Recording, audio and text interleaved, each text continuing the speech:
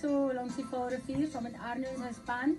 En dit is so lekker om van Pretoria af te ry vir 7 ure en jy kom hier so aan in die Noord-Kaap en jy sit net terug langs die Vaalrivier. Ek is op 'n baie, soos hulle sê, happy spot. So baie dankie vir julle almal, hè. Wat was die lekkerste deel sover vir jou van hierdie fees?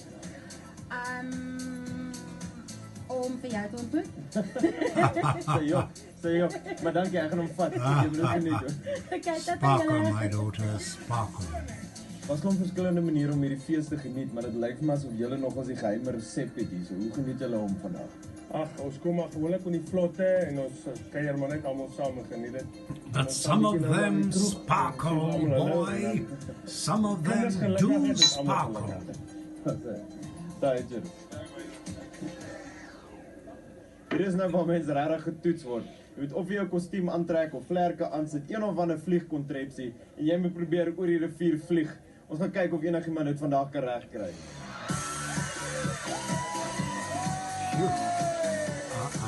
Jy weet baie mense